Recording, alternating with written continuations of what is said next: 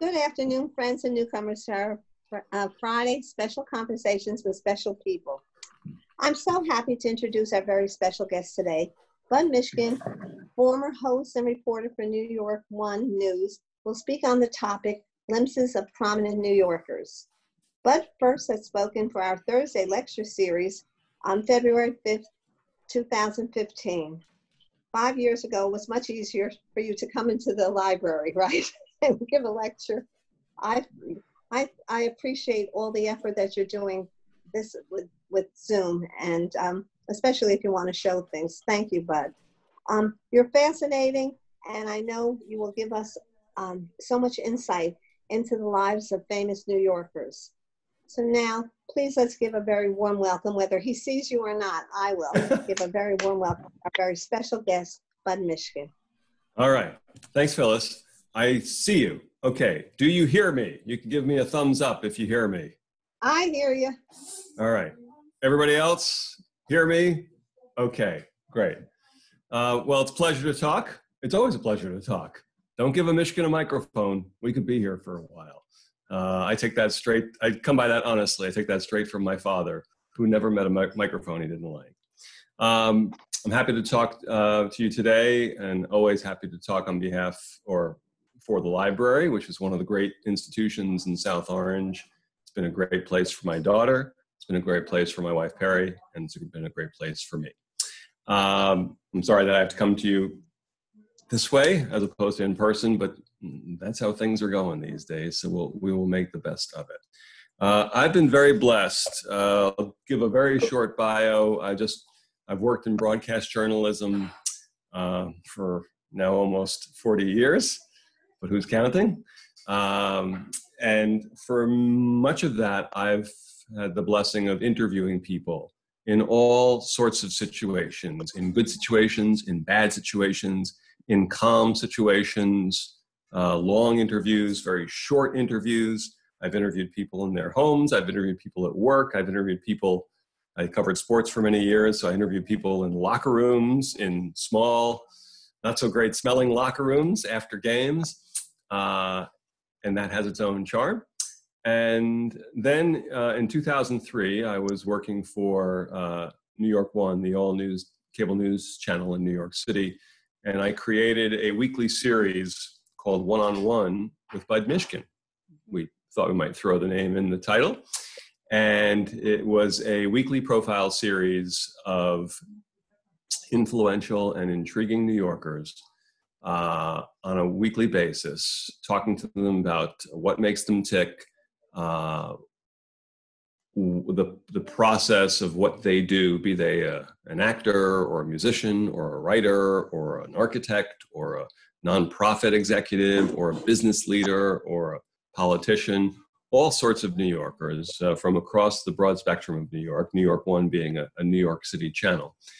And it was a wonderful gig for a television news reporter, and it lasted for 14 years, and we did about 400 profiles. And it was like a weekly class in New York City, learning about the world of writing, this week learning about the world of architecture, this week learning about the world of real estate, this week learning about the world of theater, this week learning about the world of music, and all across the board. And some of the people I already knew and knew of their work, and others were new to me. And that was a wonderful thing, because one of the great parts of being a journalist is constantly learning. When you stop learning, that's probably time to get out of the business, because there's always something new to learn. And so every week for this series, we would do a lot of research, because we felt that as a local station, we were still kind of up against the big boys of the world, so to speak, 60 Minutes and the Today Show and the New York Times and the New Yorker, who were doing profiles of this sort as well, some broadcast, some in print. And we always felt like we had to show that we were serious about what we were doing. We didn't take ourselves seriously, or not too seriously, but we took what we were doing seriously. And my experience is that when you interview people if they get the sense that you are taking it seriously, they will be more serious about it as well. If they have a sense that you are just kind of doing this and have not taken it seriously, you won't get as good an interview. But when they get a sense that you're taking it seriously and you've done your homework, and there is no excuse for not doing your homework, they will give you a better interview. Occasionally, it can lead to some funny moments too. I can recall, and when I tell stories today, none of this is meant as a name drop. None of this is meant as I was spending time with so-and-so or I was hanging out with so-and-so. No, it doesn't make me great or more important. None of that nonsense. It's more about, wasn't I fortunate to be able to spend a day with this person and learn about them and learn from them. So in 2004, I recall I was doing a profile of the then former governor of the state of New York, Mario Cuomo, who, suffice it to say, he was eloquent even when he wasn't even trying to be. And he was a great storyteller and a wonderful person to talk to, a wonderful New Yorker about New York and its history and so on. And I had done my research on him and done a lot of reading. Again, no excuse for a journalist not to be prepared. And I said to him, tell me about your father. Now, his father was an Italian immigrant, came to this country, the immigrant story, had a small shop in Queens. The apartment they lived in was in the back of the shop. And eventually they moved to a house. They got their first house. And the father was the guy who went around the house turning all the lights off, obviously to save money on energy. And he was constantly turning the lights off. And he would say in Italian, "Studa luce, studa luce." Now, I don't speak Italian, but I could figure out from studying Latin in high school that studa meant, study, pay attention to. And luce is the word for light in a whole bunch of languages. So pay attention to the lights. And so I said this to him about his father saying studa luce. And I remember Mario Cuomo looked at me and said, "Wow, you're dangerous. Like, where'd you get that?" He wasn't in a mean way. He was kind of kidding around. He said, where'd you come up with that?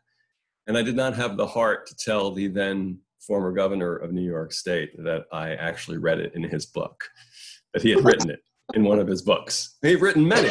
So the idea that he would remember every single thing from every one of his books, unlikely. But so that's the position you want to be in as an interviewer. You want to be well prepared. You want the person you're interviewing to know that you are taking this seriously, and hopefully by extension, then they will as well, even if it's the 100th interview they've done on a particular topic. And then you want to be able to have the confidence to sit back and do something that most interviewers should do, but I find not many of them do, and that is listen. It's somehow not so easy to listen during an interview, because it means that you have a certain confidence and a comfort in just having a conversation. Too often I see, and I don't publicly badmouth any broadcasters. I think that's bad form, and I wouldn't want anyone to do it about me publicly. But quite often you'll see, the question. Question number 6 now. Well, that's no way to have a conversation, and the best way you get answers is through a conversation. Usually the best question in an interview is, what do you mean? Or how do you mean? If a person says something, and if you don't quite get it the first time around, the likelihood is that the audience, be it on radio or television, and I've done both, will not get the answer either. So usually the best question is, how do you mean? And usually the second answer is a more honest, more thought through answer. So anyway, I've prepared a couple of videos with my wife Perry's help and with Michael's help. They will be, I will share the screen and we will make this happen. So the first one is with Harry Belafonte, the great actor, musician, activist. I spent a day with him, I believe it was in 2011 or 2012. And suffice it to say, it was one of the more compelling days on the job. Please just give me like a thumbs up that you can hear this and see this when I do this. Okay, share screen, there we go. That's not what I'm looking for. I'm looking for this.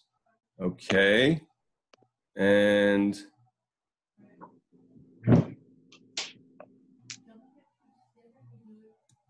okay. Can you hear that when I played that? All right. No, it's not on the screen. Okay, let's try this again then. Okay, I've shared. Okay, there's Belafonte. Share. Let's try it now. Can you see that? Yes. This is Harry Belafonte in 1966. Can you hear that? Yes. Okay, I'm going to play it from the start then. Thank you. This is Harry Belafonte in 1966. There are many positive aspects to the idea of black power. And now. When you live in a society that is duplicitous as America is. Harry Belafonte has always spoken his mind. That hasn't changed. But he has perhaps become more reflective about the remarkable chapters of his life.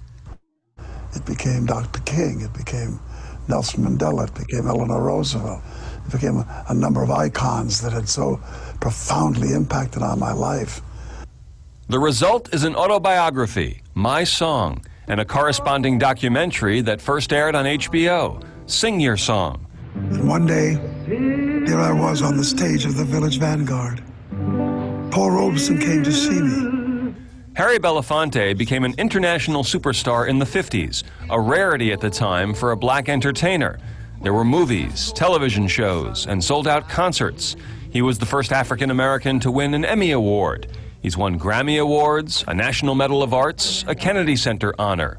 But Belafonte says he is suspicious of celebrity. It's a naughty affair, and with ego and narcissism and adulation, and a lot of us begin to believe that we deserve it.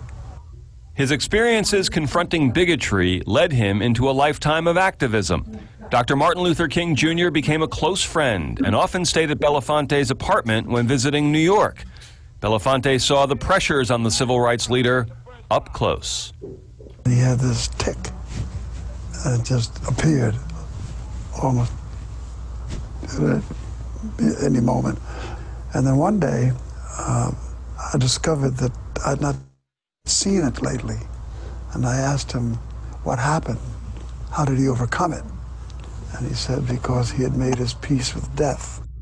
In 1964, Belafonte flew to Mississippi with $60,000 cash in a bag to give to the Student Nonviolent Coordinating Committee, which was trying to register blacks to vote that summer. He enlisted the help of his close friend, actor Sidney Poitier, hoping the presence of two entertainment superstars might reduce the danger they faced at the hands of the Klan. He then said, Belafonte, let me tell you something. I want to go with you, but I want you to know something. If we come back, never ever call me again. Laughed, but we did it. Belafonte's direct approach is not always well received. The warden's coming. Mr. Conscience is walking into the room. All these rather distasteful titles come my way, and I don't want to be anybody's conscience. The warden has had his fair share of controversy. In 2002, he likened then Secretary of State Colin Powell to a house slave in the Bush administration, comments he claimed had to do with policy, not the person.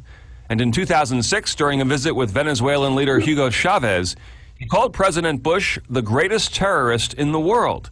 To defend himself, Belafonte paraphrased a quote by Teddy Roosevelt. If we see any leader or any administration rooted in villainy and are doing those things which would harm the state and harm the citizens of this nation, it is incumbent on every citizen to speak out.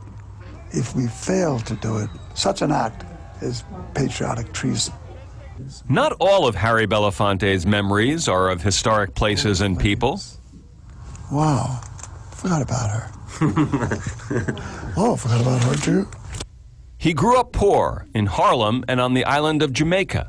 Despite a long, successful career, I've never left poverty. I don't dwell in it, but I'm in it every day. The people whom I reach out for. As a young man, he caught the acting bug, attending drama school in New York. When he had a hard time finding work as an actor, a club promoter offered Belafonte a shot as a singer. What you got? And I said, what do you mean, what do I got? What songs you sing? I don't have any. At his first gig, Belafonte was backed up by some friends who happened to be great jazz players. And then Bird, Charlie Parker himself, took the stage, and Belafonte hung on for the ride. What I heard was, and Bird's virtuosity in that first few bars of music threw me completely. And I just sat there looking for the rescue team. The nightclub gigs led to Vegas shows, television specials, and concerts, and a song that became a calling card for decades to come. Dale! Dale!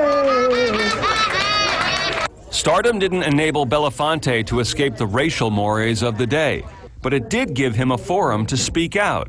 In 1957, he took to the cover of Ebony magazine to explain his second marriage.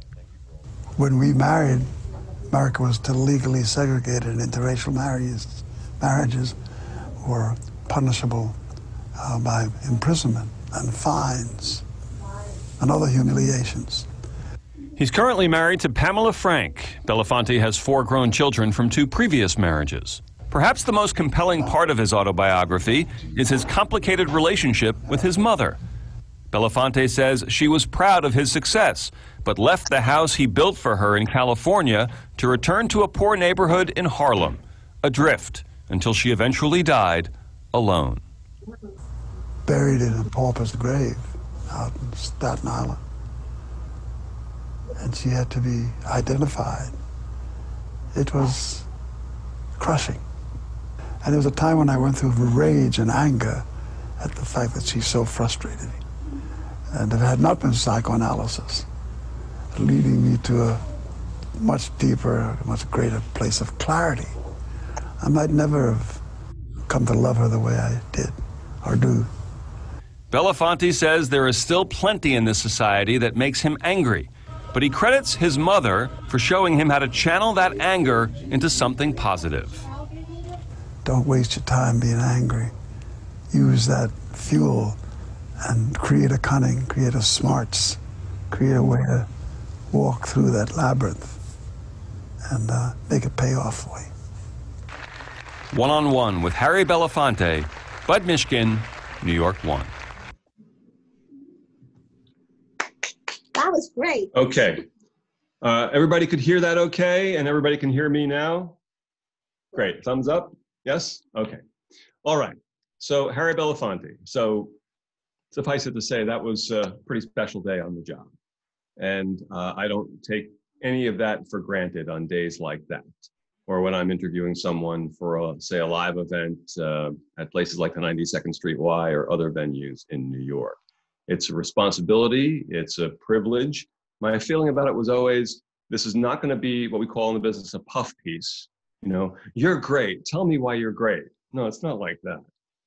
And yet it's not going to be, a slam job. I'm not setting him up. There are no gotcha questions. In journalism, there's a place for obviously investigative journalism,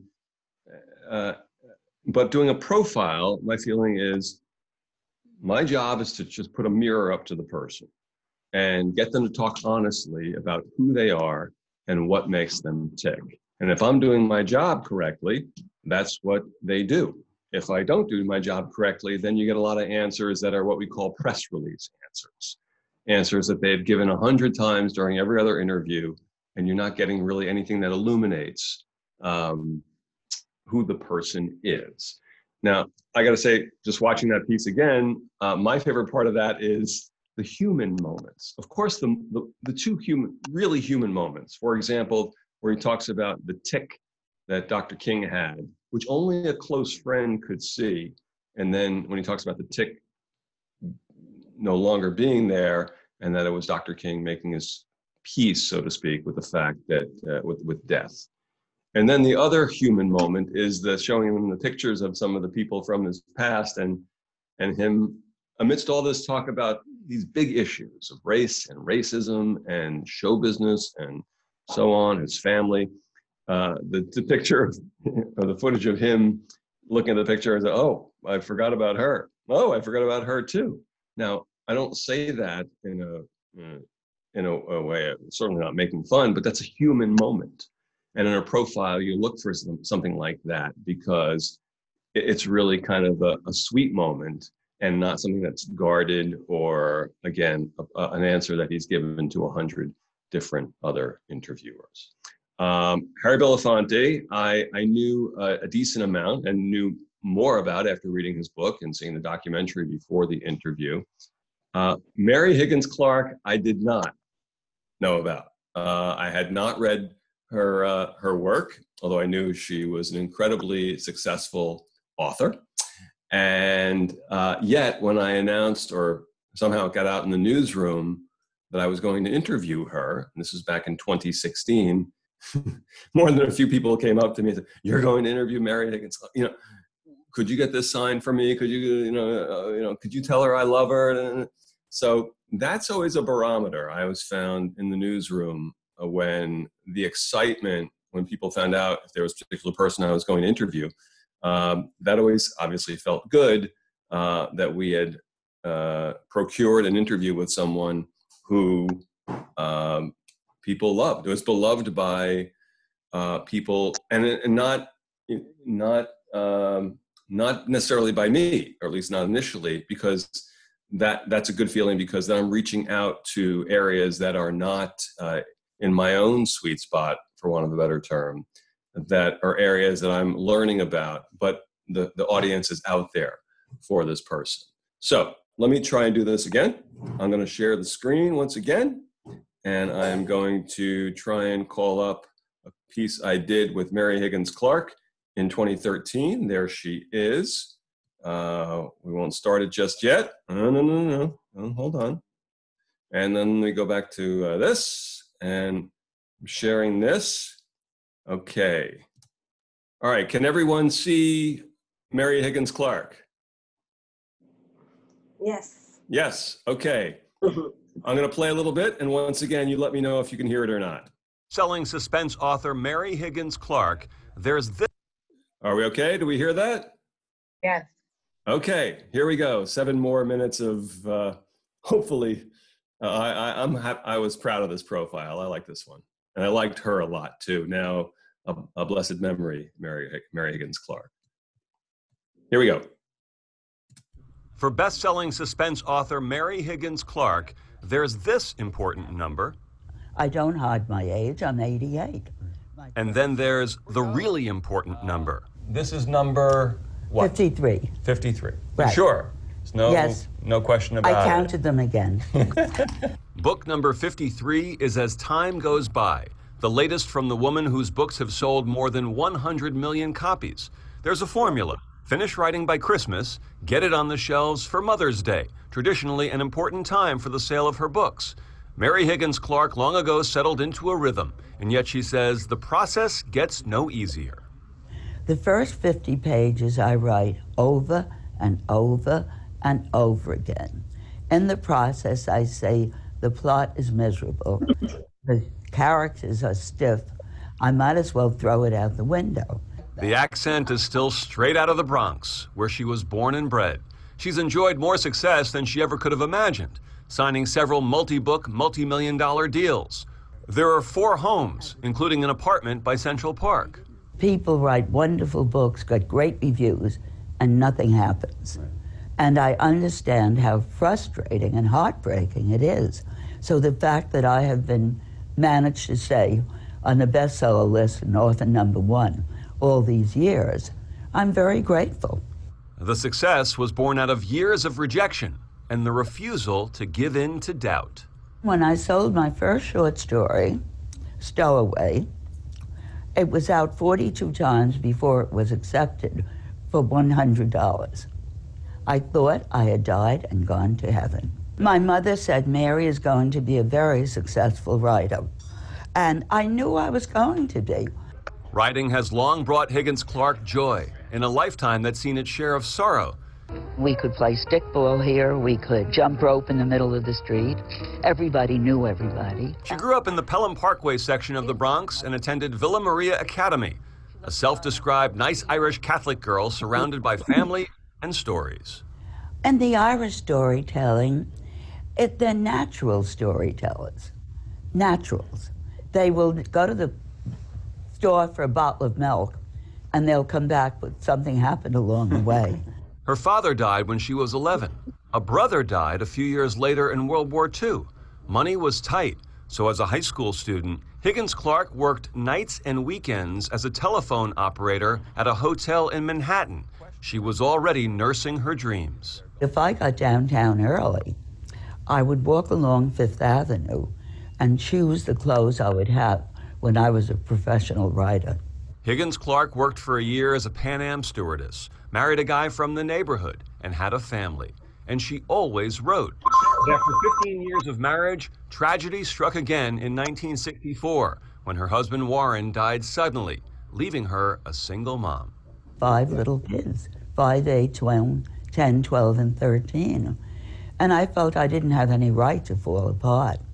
I had a friend in town whose husband died, and she tried to commit suicide. Her kids were all screwed up. And I thought, I'm not going to let that happen. She worked as a radio script writer, but continued to pursue her dream of being an author. There was plenty of rejection along the way. One of the editors of Red Book wrote, Mrs. Clark, your stories are light, slight, and trite. I said, I'll get you, Davy. I'll get you. Her first book, a story about George and Martha Washington, didn't sell, perhaps because some believed it to be a religious book, thanks to its initial title, Aspire to the Heavens. Her second book, the suspense tale Where Are the Children, started slowly, but eventually became a bestseller. At that point, Clark was working during the day and attending Fordham University at night. She was on her way to class when she got the call from her agent that changed everything. And she said, Mary, are you sitting down? I said, yes. Simon & Schuster has offered $500,000 for Stranger and $1 million for the paperback rights. Think about it. I said, think about it. Call them back. Don't let them change their minds. She's managed to mix family with work by co-writing several Christmas-themed novels with one of her children, her daughter Carol. Except for her 2003 memoir, Kitchen Privileges, she's primarily written suspense, in part because it's been so successful. But another reason can be found on the bookshelf. Do you like romance?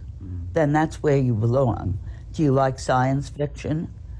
Is that what you read?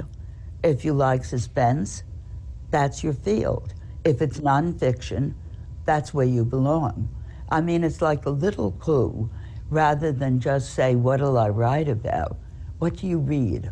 Her admirers are legion, but many critics have either ignored her work or called it formulaic.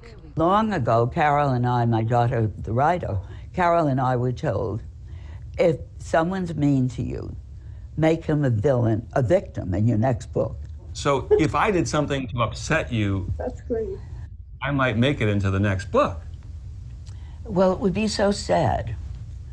Someone is being interviewed, and then suddenly the host says, I don't feel right, and crumbles to the floor. And they find out you've been poisoned. To be in the book, a small price to pay. After her first husband died in 1964, Higgins Clark remarried, a marriage she calls disastrous. Since 1996, she's been happily married to former financial executive John Canhini. I was born to be married, and I loved being 2 by 2. Yeah. And it was, Warren died in 64, so it was 96, not counting Mr. Wonderful, as we call him. So it was a very long time when I was happily married again. There is at this stage in her life the inevitable loss of close friends, but there are plenty of grandchildren and places to call home and books still to write. And there is always the next sinister idea. So now Lady Haywood is found dead, and our main character has the necklace. And we'll take it from there. You seem like such a nice person. One-on-one with Mary Higgins Clark, Budd Mishkin, New York 1. Okay, we're back again, and you can still hear me, and you heard the piece on Mary Higgins Clark, I assume. Yes? Yes. Okay. Great. So that was absolutely a treat. And one of the treats of that is you get a sense, sometimes doing an interview like that the person is willing to have some fun with you. And sometimes it can be a little bit, not dangerous, that's the wrong word, but a bit of a gamble if you say something that's kind of what you think is funny, and if they come back at you with nothing, then it's kind of uncomfortable for a few seconds. But obviously with her, in that setting, you could sense that we had, I think, a nice back and forth. And especially when she talked about people who criticized her work, she put them in the next book, and they didn't fare so well in the next book, but they were in the book. I thought, well, this would be funny to ask her, geez, if I do a profile that you don't like, maybe I can get into the next book. And you saw her response, which she was a great sport. And she played along, and it was fun and funny. And I always believe in putting something like that in a profile because, again, it shows a human moment. I want to make sure that we have time for questions. And so absolutely we'll take some questions if you have any questions in a couple of minutes. One other thought is sometimes you get a chance to interview people whose work you really admire. And that can sometimes be a double-edged sword. Yes, you want to meet them and tell them how much you've admired their work, but sometimes it happens that you meet the person whose work you admire, be it in sports or music or theater or any field, usually a public field, a field where the person's work is known to the public, actors, musicians, writers. And sometimes when you meet them, your sense of them is that they're not such wonderful human beings. And that's kind of a trap you can fall into as an interviewer. If you meet someone whose work you really admire, you need to protect yourself a little bit because, who knows how they're going to be towards you, and who knows how they're going to be in general in life, when they're not singing or acting or writing. And I think it's something that comes with experience, that eventually you realize that, first of all, people, it doesn't necessarily mean they're a bad person. Maybe they're having a bad day. Maybe they've had a bad situation with a journalist or an interviewer before, and so they're being a bit protective. But you start to learn that you start to learn to admire what the person does on screen or on the basketball court or in book form, but you kind of build a bit of an outer hard shell just to make sure you don't go into it and then be disappointed by, oh, that person wasn't the person I thought they were, whatever that means. I can say in this case that none of the next profile, that none of that pertained, that I loved the work of Calvin Trillin going into the interview with him in 2011 and became as even more of a fan after the profile and an admirer of his work and a fan of the man, of the human being, as kind of person I've met throughout the many years of interviewing people. Again, here's a situation where now I presented one person, Harry Belafonte, who has a lot of public material, films, TV shows, and that's good for a TV news profile. Writers are a little bit harder because there's not a lot of footage of them doing what they do, essentially sitting at a computer or a typewriter and writing. That makes it a little more of a challenge to make it a compelling television news profile. But I think it worked with Mary Higgins Clark, and I think it worked with Calvin Trillin as well. So let's try this once again. Let's go to Mr. Trillin, and let's see, go back here. There's that. That's good. I'm going to share again. I'm just going to try it out again and make sure you see it and hear it. Trillin often makes his readers laugh. My full name. Okay. Okay, we're good? Everybody hear and see that? Yeah. Yeah. Okay, we're going to start all over. Here we go. This is from 2011. Calvin Trillin often makes his readers laugh. My full name is Calvin Marshall Trillin. Marshall is an old family name. Not our family, but an old family name. But make himself laugh?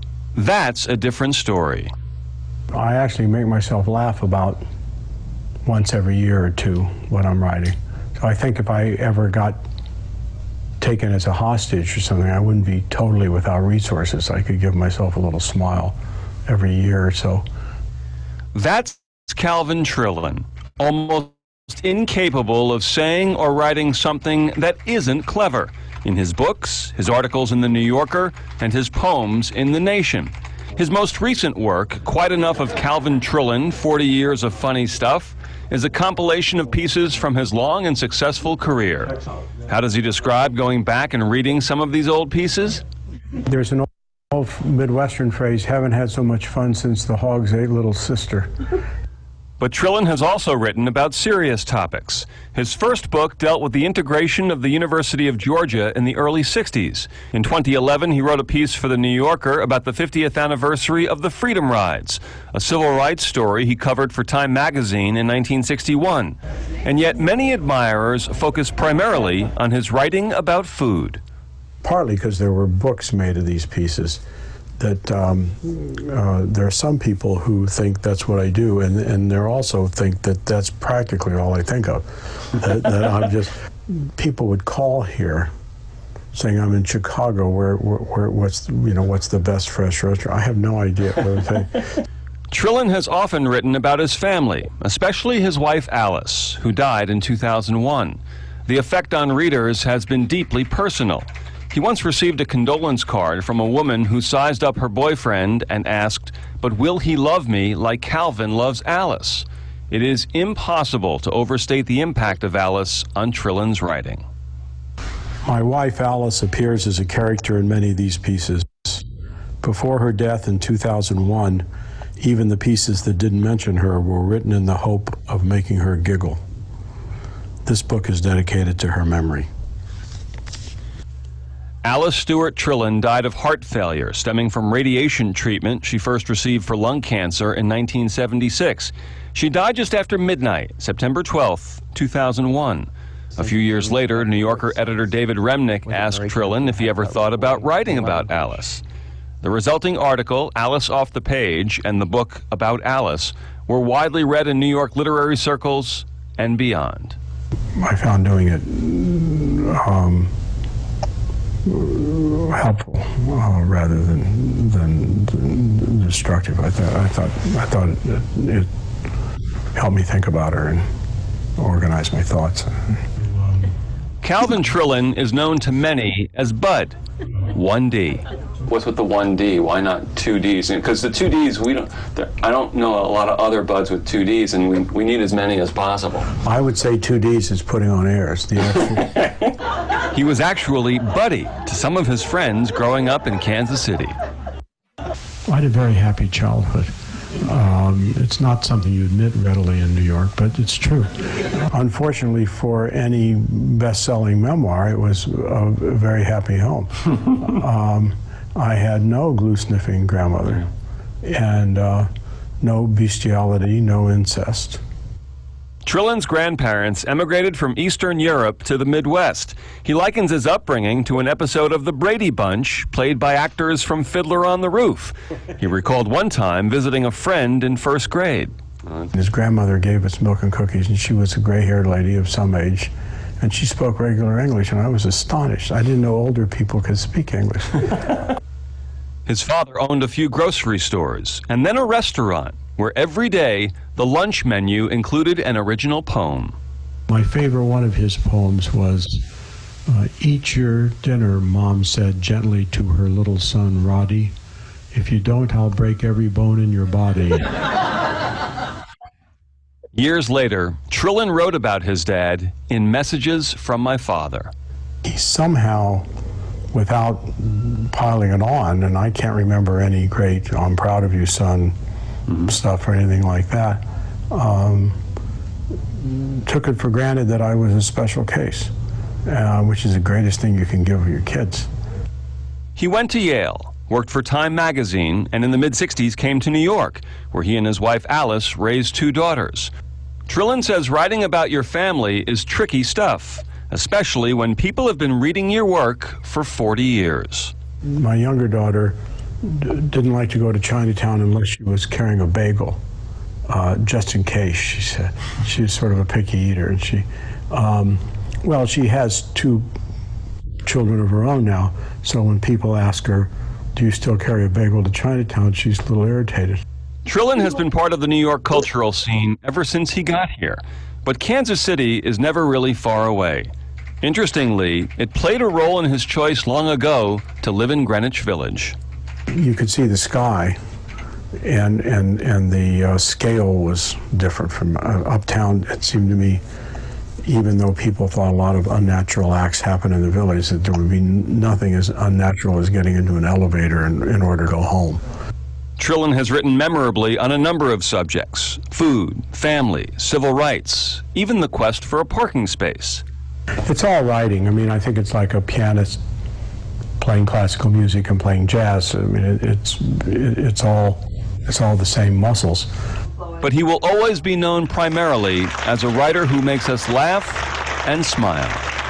People sometimes ask people who write humorous articles, do you find it pressure to be funny when you're with people and everything? And no, I find that there's pressure to be serious. I mean, I just have that turn of mind that makes jokes. The Eastern interpretation of this, of course, the more analytical interpretation is humor is a defense, blah, blah, blah, blah. But if it's what you do, then it's just sort of the normal way of talking. One-on-one with Calvin Trillin, Budd Mishkin, New York 1. Okay, so again, I assume you could hear all of that and see all of that, and you can hear me again now. So suffice it to say that was a pretty enjoyable day on the job. And I came away with a fondness for him and a respect for him that was even greater than I had going in. I do think I chose 2 writers just because we're talking about the library here, so it's a good time to venerate writers. And I have found also through the years that with writers, that if you prove to them that you've read their book, or maybe even a few of their books, they will talk to you forever, which is great. I mean, I'm not knocking it, because there's a sense of, sure, you're going to go talk to a musician or an actor or a politician, but to talk to a writer, you need to have read the work. And once you've proven that you have, they're a chatty bunch, and God bless them, because I like it's not like I just like interviewing one group of people or this group of people. I like interviewing anyone who has a compelling story, and they don't have to be famous. You know, I've done a lot of interviews with people who are not, influential or on the front page or bold-faced names, as the expression used to go. But everybody's got a compelling story. That's kind of at the heart of an organization called StoryCorps, run by and created by a guy named Dave Isay, who was also another profile I did, whose basic motto is everybody has a compelling story. That's why you see back pre-COVID StoryCorps booths in places around the country, including in Foley Square in New York, where people can go interview their relatives for 45 minutes and then have that tape or have that disc to give to family members so that people's stories are on record. You might hear them on WNYC Public Radio at 8:30 every Friday morning. They take one of the many, many StoryCorps interviews and put it, part of it on the radio. I'm gonna be quiet now for a few seconds, I promise. And if anybody has any questions, I'd be happy to answer as best as I could. I have to say you are fabulous. This was one of the best programs. I loved it. I loved all the people that you interviewed, by the way. I read the people that you selected really are special. And their writing, I mean, what you have done for our library, now everyone's going to want to read Trillin books again, and the same thing with Mary Higgins Clark. They're both reasonable, and Harry Belafonte's book was fabulous, and Right. Sidney Poitier, they both wrote about the same trip, 1964, how dangerous it was. Everything you said was so interesting, and you did a great job doing the interviews, and you did a wonderful job today for us. I want to thank you so much.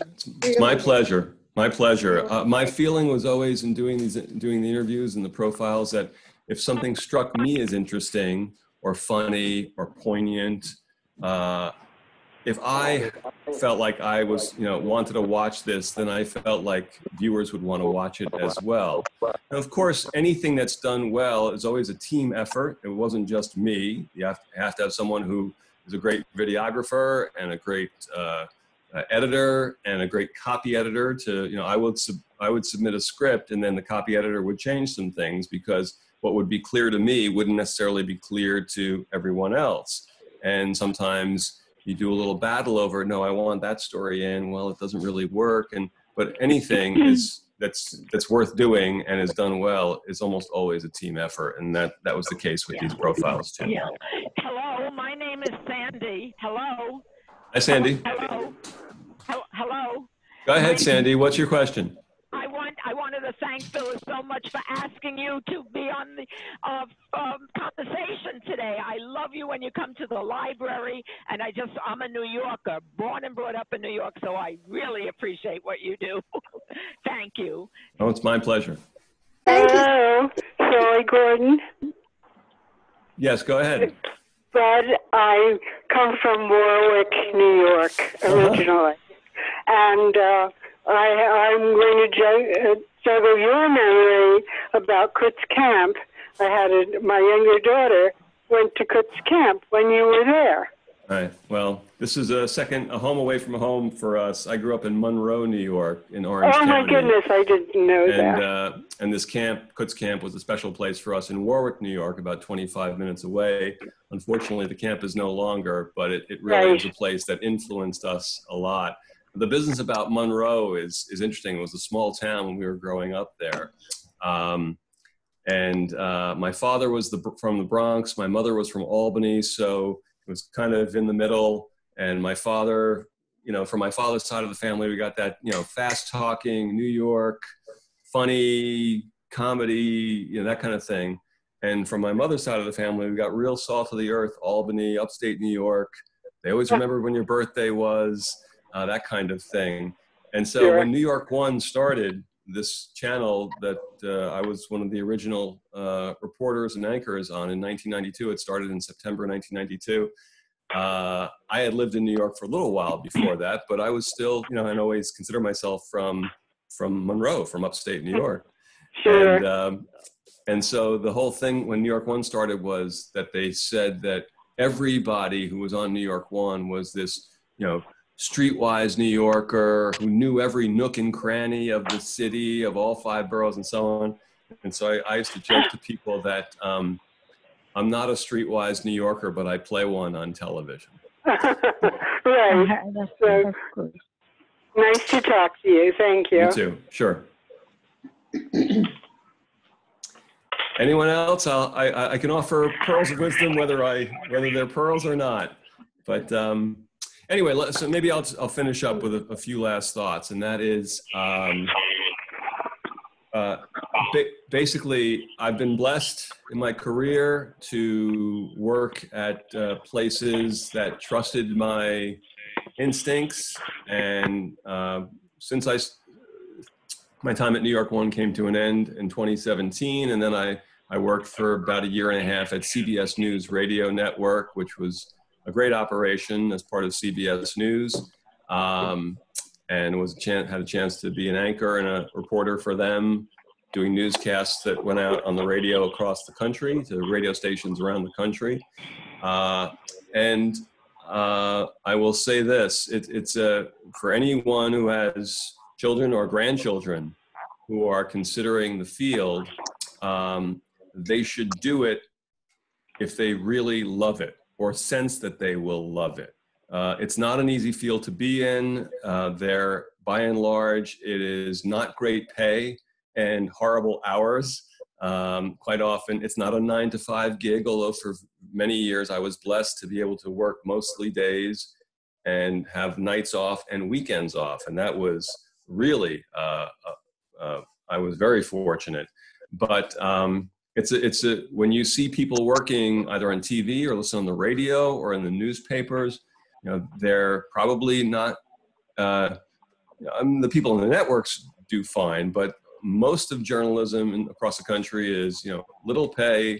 They're doing it because they love it. They think it's important, which it is. And that's the field that they need to be in. And sometimes people are in it for a while and then leave it because there are family requirements or economic requirements, and so it's complicated. But what I'll say is also that people should not go into it based on what you've seen today from me.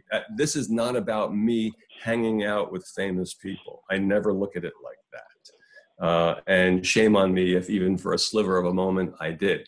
I was fortunate and have been fortunate to be in the position to tell people's stories. Some famous, some not famous. And that's a responsibility. That's a great position to be in, but it's not, someone should not go into this field because they want to get famous or they want to be on TV. Yes, I was on TV, but okay, big deal. Somebody else I know is a doctor in a hospital. Somebody else I know is a lawyer. It's not about any reflected glory that, hey, people know my name because I was on TV. No, I had the responsibility of telling people stories, which is a big responsibility.